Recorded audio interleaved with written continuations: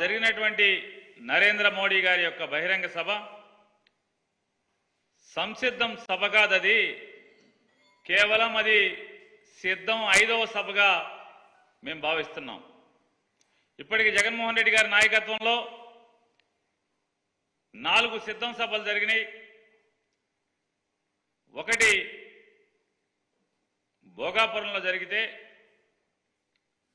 2 దెందులూరులో జరిగితే, 3 రాప్తాడులో జరిగితే, 4వ సిద్ధం సభ మేదరమెట్లో జరిగితే, 5వ సిద్ధం సభ వీళ్ళ ముగ్గురు కలిసి చిలకలూరుపేటలో పెట్టినటువంటి సభగా మేము భావిస్తున్నాం. ఎందుకు దాన్ని సిద్ధం 5 సభగా మేము భావిస్తున్నామంటే,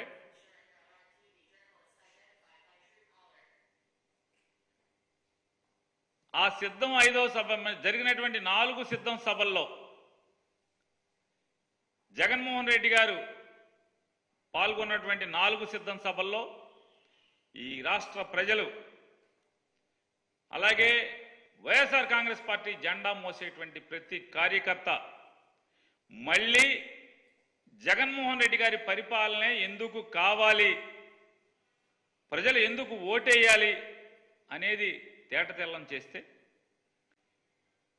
ఈ 5వ సిద్ధం సభ అయినటువంటి చిలకలూరుపేట సభలో మోడీ గారు కానీ, చంద్రబాబు నాయుడు గారు కానీ, లేదా పవన్ కళ్యాణ్ గారు కానీ అసలు ఈ రాష్ట్రానికి వారేం చేయదలుచుకున్నారు, వాళ్ళ ముగ్గురు యొక్క అవకాశవాద కూటమికి ఓటేస్తే అసలు ప్రజలు ఎందుకు ఓటేయాలి, ఓటేస్తే వారేం చేస్తారు వారు ముగ్గురు కలిసి ఈ రాష్ట్రానికి. అలాగే 2014లో వీళ్ళ ముగ్గురు కలిసి పవన్ కళ్యాణ్ గారు కూడా చెప్పారు, వెంకన్న బాలాజీ, తిరుపతి బాలాజీ ఆశీస్సులతో మా కలయిక గొప్ప కలయిక అయింది అని చెప్పారు. మరి 2019లో ఈ పాచిపోయిన లడ్లు ఇవాళ చిలకలూరుపేట సభకి ఎలా తాజా లడ్లుగా మారినాయో పవన్ కళ్యాణ్ గారు చెప్పాడా ఈ రాష్ట్ర ప్రజలకి?